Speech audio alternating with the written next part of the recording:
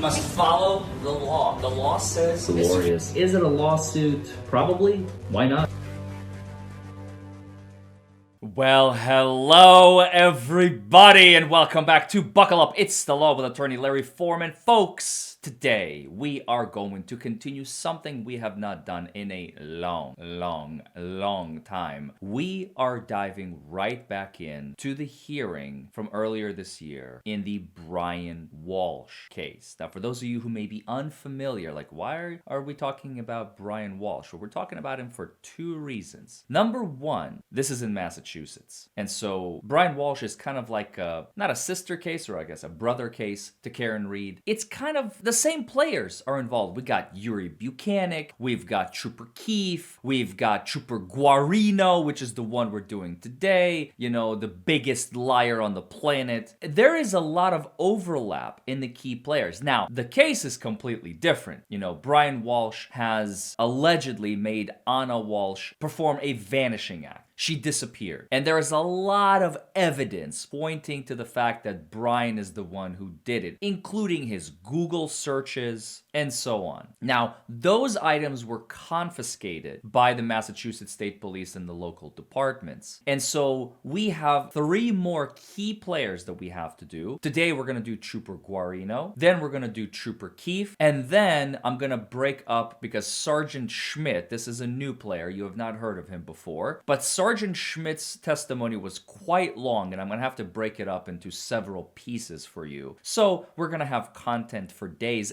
As the most important part, we are leading up to the trial itself. The trial is set to begin sometime in the second half of October. I believe the date is October 21st, if I'm not mistaken. And for those of you who may have been following the saga since Karen Reed and Turtle Boy and all the fallout from all of those cases, if you don't know what I'm talking about, go on my channel and check out those videos. That will catch you up on where you need to be. But if you don't know this, Yuri Buchanan has been put on desk duty about 2.5-3 months ago after the Karen Reed case was over. And guess when his date back on the streets is? About a week and a half before Brian Walshe's case is set to begin trial. So in just a couple of weeks here, Yuri and all of his glory, I don't know, is gonna be back on the street. So don't forget to like this video, comment below, subscribe to the channel if you haven't already, and let's dive in and dissect Trooper Nicholas Guarino in the Brian Walshe case in the hearing earlier this year. Let's go. Nicholas Guarino, Guarino. And sir, where do you work?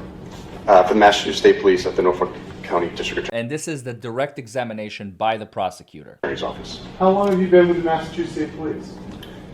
About 10 years now.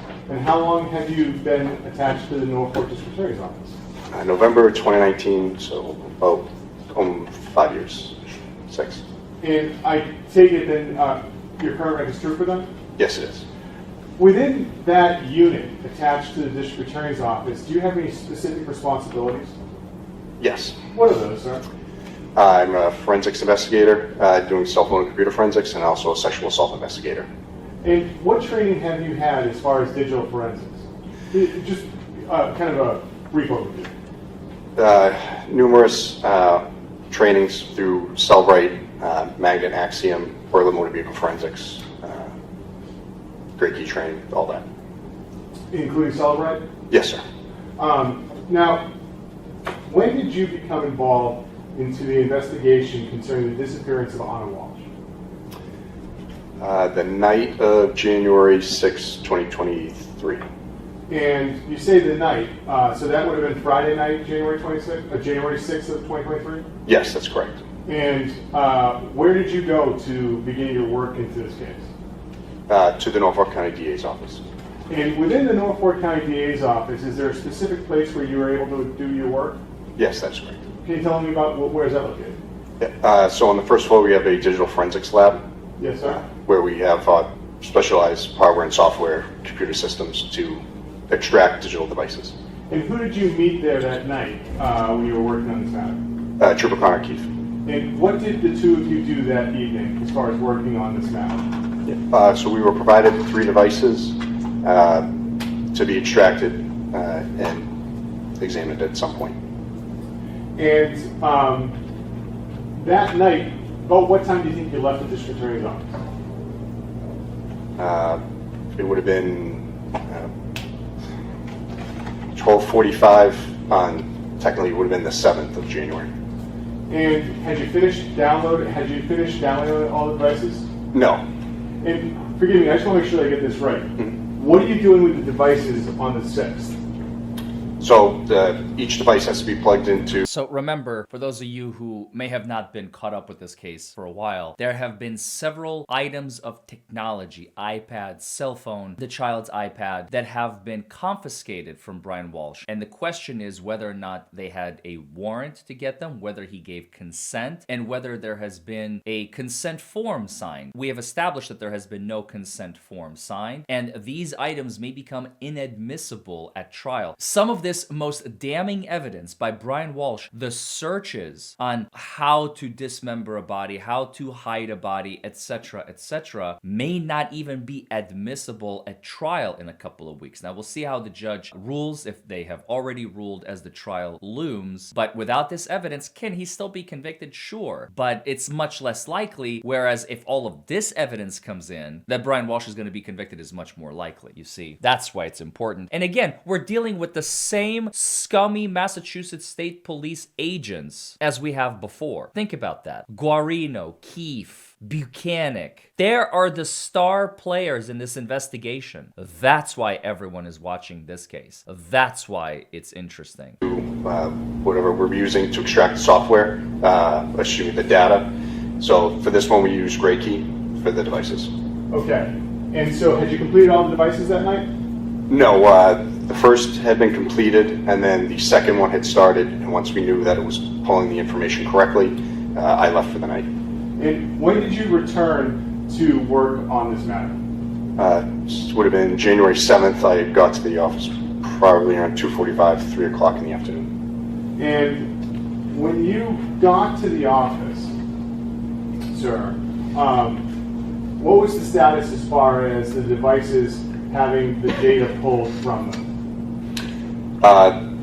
The third device had been pulled, I believe, that morning, and they had been returned prior to my arrival to the office. So the devices weren't there at this point in time? Yes, that's correct. Okay. So what do you do now that the data's been pulled from the devices? So they have to be downloaded from Gray Key, and then once downloaded, they go onto our server. Once there, we have to open them in either Cellbrite or Magnet Axiom to view the information from the devices. Okay. And so that day, what program did you, well, so when you got there at, say, 3 o'clock, what step in the process are you as far as analyzing the data?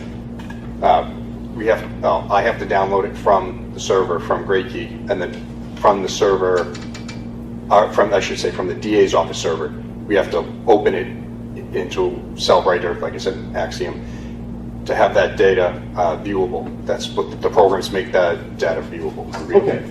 And so which program did you use to view the data of the devices on January 7th? I only looked at one device. It was the iPad Mini 6. I used Cellbrite. And were there any parameters on what you were allowed to look at as far as the iPad Mini? Yes, there was a date range that was given to us for December 25th, 2022 to what would have been the 6th when we extracted the information. And when did you start looking at the data from the iPad Mini? It would take about an hour or so to download the information from Gray Key, and then another couple hours to open it, so it was probably closer to 5 o'clock that afternoon or evening. And to be specific, there were 2 iPads that were turned over. This is an iPad without a cracked screen, and it's an iPad Mini 6, is that right? Yes, that's correct. So where were you in the office when you were looking at this data from the iPad Mini 6? The second floor forensic computer by my desk. And where is Trooper Keefe in relation to you when you're doing He had gone downstairs to the other forensic computer down in the digital forensics lab. this? And what did you do as far as beginning your search or analysis of this data? Once it opened in Cellbrite? Yes, sir. So once it opened in Cellbrite, would have looked at the timeline view. So I loaded timeline and filtered by the date range that was given. Now, why do you use the timeline view? Multiple reasons. It's the easiest way to pare down the data by date range, and it gives a comprehensive list of how the devices interacted from the 25th to the 6th, as told. And what did you begin to notice while you were going through this data and the timeline range? So it has every device interaction, what's been done with it.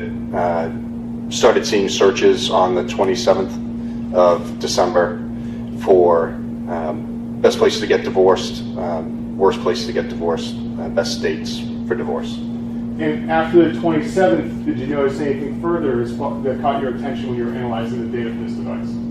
Yes. The morning of the 1st, approximately about 4:55 a.m., began seeing searches of how to dispose of a body. There it is. And after starting to see these searches, what did you do? So I went through the information, the data, probably up to about the 2nd, and I saw numerous searches about body disposal, removal of smell, acid dump, cadaver dogs at the dump, and I contacted, I went downstairs and contacted Trooper Keefe to tell him what I had found search-wise. Okay. And after speaking with Trooper Keefe, what did you do? I contacted Detective Lieutenant Tully and advised him of the search items I found. Tully is in this too. Who I was forgot. Detective Lieutenant Tully in relation to your unit, the state police? He was in charge of the unit at the time. And who was the executive officer? Trooper John Fane. And by the way, and Fanning as well. I mean, it's incestuous, as you can see. The Brian Walshe case and the Karen Reed case have a lot of crossover. And by the way, if you have not seen what it's like to cross-examine Buchanan in the Karen Reed case, or Tully, or Guarino, by God, go check it out. It's in my playlists. You guys are going to have so much fun listening to these people squirm and scramble and trying to find the right words and how do I lie in the best way because they know they botched that investigation.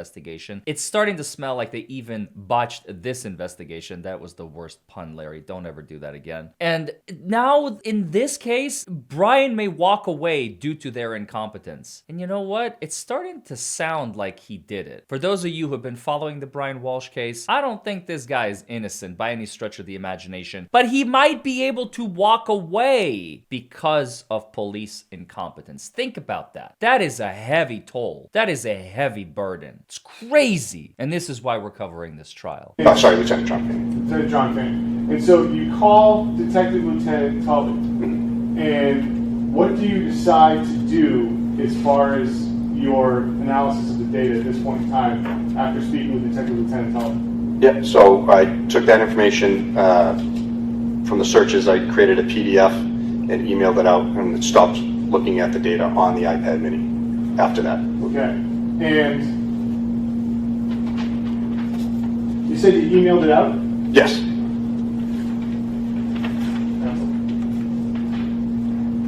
You're on right, Brooke? May. Thank you, Your Honor. Halfway there, sorry. Drew, you recognize that email I just handed to you? Yes. Is that the email that you sent out to the members of the detective unit that night after seeing the data? Yes, that's correct. And what time did that email go out? 6:25 p.m. On what day, sir? Sorry, January 7th, 2023. Thank you. Your Honor, this has already been marked as an exhibit within the book, and I believe I have that number right here for you, Your Honor. It is Exhibit 17. Can I ask a question for clarification? It's Exhibit 17. Yes, Your Honor. At some point in time in the pleadings, I believe, I saw what I thought at the time was, based on what I knew of the evidence, what I thought was an incorrect date with regard to the searches of, call them the best place to get divorced. I believe in some of the pleadings, I think it was the defense's pleadings, I'm not sure, it could be the prosecution's pleadings, that the date of that is listed in January And that I remember reading it and thinking that's not consistent with what I thought the state of the evidence is. This witness has just testified that it was he started seeing searches on the 27th of December of 2022, which is correct. Is there any dispute about this? No, and I would just like to say that it wasn't my mistake because we didn't discuss divorce stuff, so I'm happy to say that. It was well, now that you got me curious, it was in a list of, I thought it actually was in the defense It's paper. what the judge is basically saying. This is highly, highly relevant stuff, right? Because we're dealing with the disappearance of a woman. It's a murder with no body, okay? Disappeared with no trace. The judge is saying that she has received pleadings from one of the sides, she can't remember which one, that indicated that somebody, presumably Brian Walshe, but not necessarily, somebody was searching for the terms divorce in January of 2023, like possibly after Anna's disappearance. If it happened in December, like a week before her disappearance or 5 days before, whatever, that is a lot more consistent with the story that the government is trying to tell, that, you know, maybe Brian was thinking about divorce and he was like, you know what, I'm just gonna make her disappear. It's easier and faster, whatever, like was going on in his crazy mind. So the judge is a little confused because she's like, if he was searching divorce in January after she was gone, this seems inconsistent, but I'll do you one better, judge. Think about this. What if Brian decided that, you know what, I'm gonna cover my tracks? Have you thought about that? I'm gonna start searching for divorce and divorce proceedings and how to divorce someone, yada, yada, yada, after Anna disappears, to make it look like I still think she's around and maybe I just want a divorce and something like that. So it could go either way, but the judge is just asking for clarification to kind of make sure that she's on the right page and everybody's on the right track. Just so that if you... Judge, I don't mean to interrupt, but if you're referring to one of our exhibits, that was the exhibit produced at the grand jury by one Michael Proctor. So if there's It's actually... Oh, I'm Michael not referring Proctor to is that, involved counsel. too. I'm referring to page 3 of your memo. Proctor doesn't testify. I completely forgot. Michael Proctor, former Massachusetts State Police, disgraced, dishonored, and discharged Massachusetts State Police Trooper Michael Proctor, was one of the lead investigators in this. He just doesn't testify at the hearing. That's why I forgot about him. Memorandum in support of your motion to suppress the search warrants. And on that, it says, A, best date to divorce for a man, 1/27/23 at 9:54:13 p.m. Yeah, Your Honor, that was mine, and that must have been a All right, clerical error. I'm just trying to get the accurate data. And Your Honor, and I think I can help counsel. Oh, thank you. And because it is a typographical error in one of the search warrants. That's fine, just... And I believe that that's how counsel got it. And so I see where it comes from. It's from a typographical error within one of the warrants. You picked up on it quicker than we did. Well, because the data is new to me and it's old to you, so you gloss over it, which is totally normal. I don't know anything about this case other than what you teach me. Your Honor, I apologize. On page 3, that was a cut and paste from the warrant, just to show the court exactly what was put in. But we agree it's 12/27. I totally understand all of that. I just wanted to make sure that I have the right information. And Your Honor, we all agree it's 12/27. Good. Thank you. Thank you, Your Honor. So you said it was we're looking at number 17? Yes, Your Honor. And for some reason I can't find that. Oh, here it is.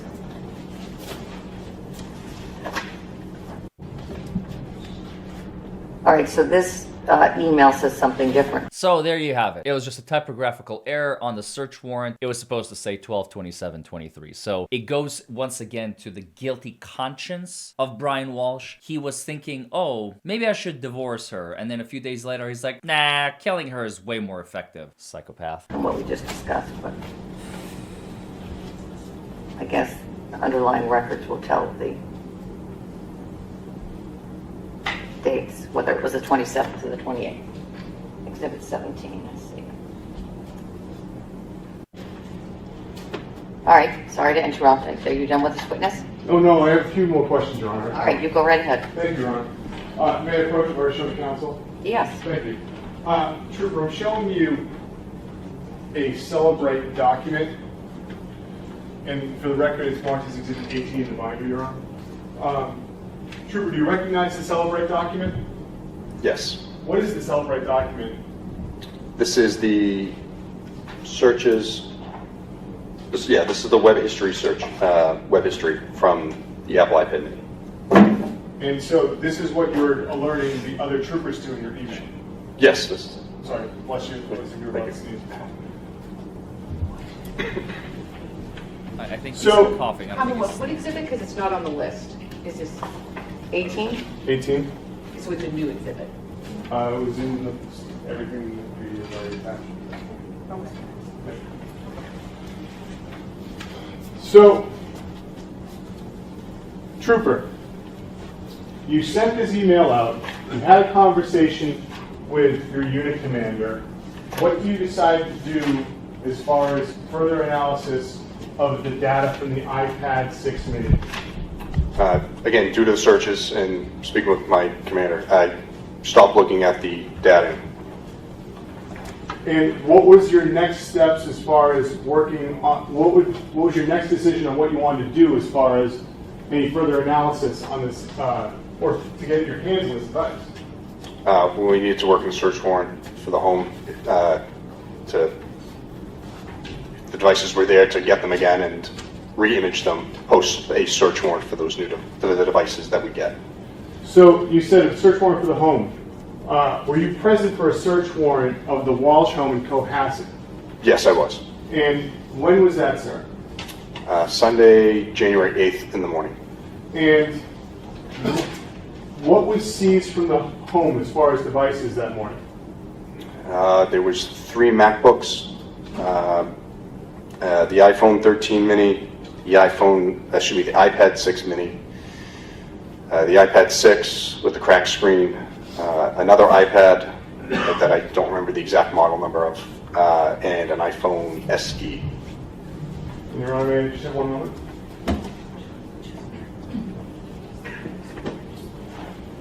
And I neglected to ask you, and just one last question. On that report I just showed you, was that in UTC time?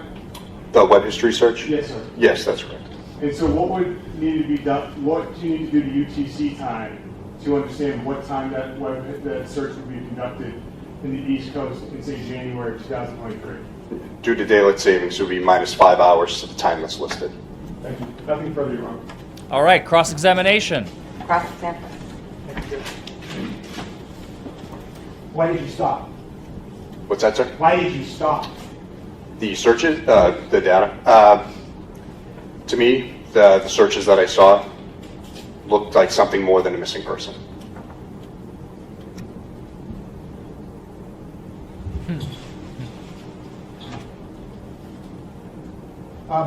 You told us just now in direct examination that you spent about an hour to Awkward pause. transfer the extracted data, correct? Once it off the brain key? Yes, that's correct. It has to download from their server. And then it took about 2 hours just to upload it and to celebrate physical analysis? Yeah, give or take, sir. And then you started your analysis about 5 p.m. Approximately, yes. Okay. And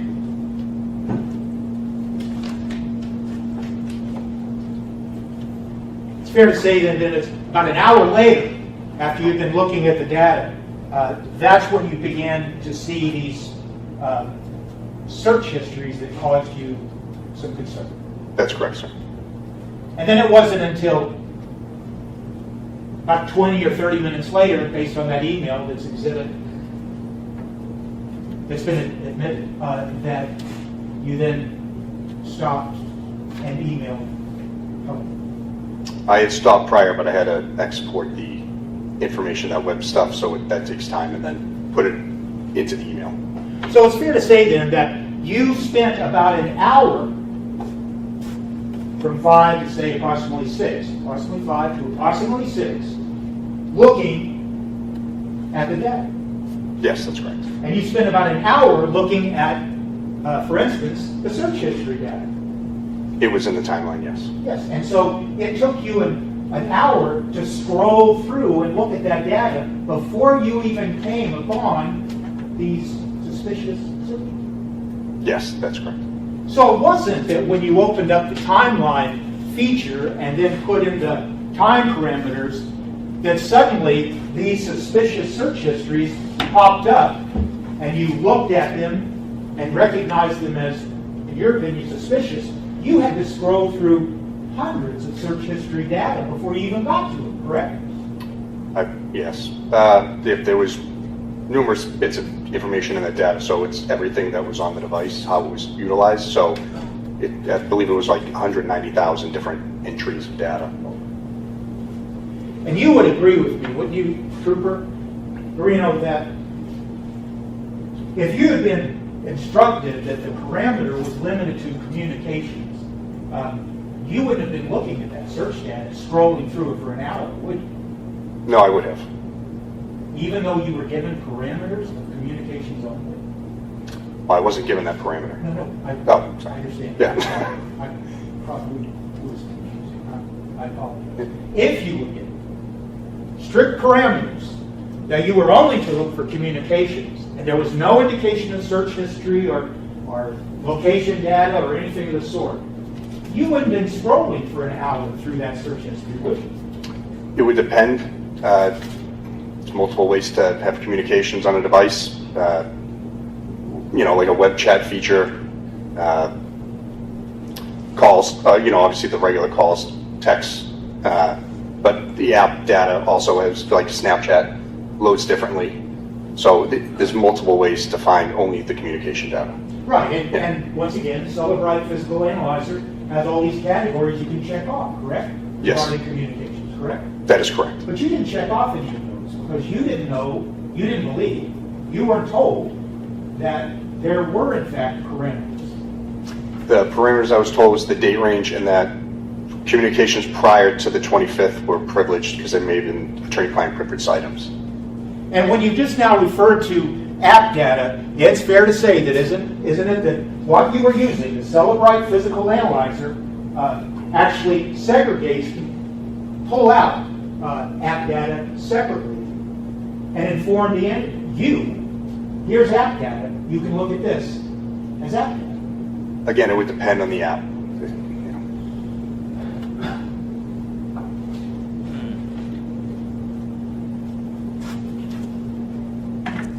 So what he's trying to nail him on is that he has done a half job, that there was a lot more to this that he could have done that he failed to do, essentially. It's kind of like my TLDR of the last 6 minutes of Cross. 5 minutes. So,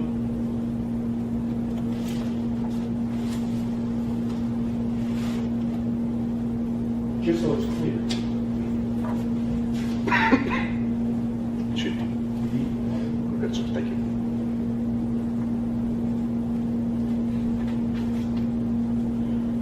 when we hear about this timeline feature and things like that with the Celebrite Physical Analyzer, it's not that when you open up the timeline feature, all of a sudden all of this data that we're talking about, all these search histories, they pop up on the screen. You have to begin to methodically scroll through them and analyze each one.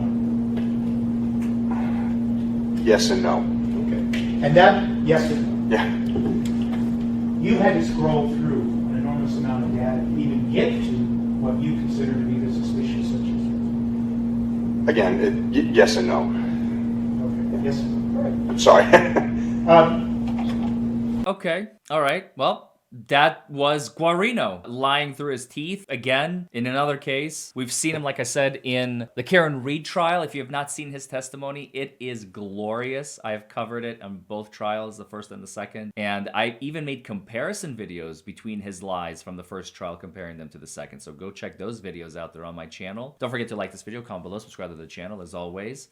We're going to continue this train going with the Brian Walshe case. We're going to continue with Keefe, Trooper Keefe, and then Sergeant Schmidt. I think Schmidt may be a local law enforcement. That's why you've never heard his name before. Like I said, that's going to be kind of a comprehensive one. Then we're going to finish out, hopefully Ari is available. Ari Jacob, of course, is who I'm referring to finish out the Frazier bomb transcripts, because that case is also moving forward, and we're covering that case because Alan Jackson represents him in his murder case, which again was an overcharge overcharging of a young man. Did he kill 4 girls? Absolutely. There's no question about it. But to charge him with murder is way, way, way of an overcharge. Maybe vehicular manslaughter is what he deserves. Maybe reckless, homicide, something like that. But intentional killing of another, and it's all coming down to based on his speed. And we started diving into the speed portion of the testimony, and there is lots more to come. So be on the lookout for that. And then, of course, I may do a video on Kelsey Fitzsimmons. I'm still catching up on all of that stuff. As you guys know, I'm always behind because I also run a law practice, so I have to focus my energy. It's divided between several different avenues, and to be able to keep up with everything sometimes is impossible. So I do apologize if you've been waiting for a video and you're not seeing it. There's the reason. And also, we have other stuff coming out of Massachusetts, and new stuff is going to keep popping up every day. So tune in. Like I said, don't forget to subscribe so you get notifications whenever I have a new video premiere. And folks, I love every single one of you. As always, I hope you learned something, and I will see you all in the next video. Bye, everybody.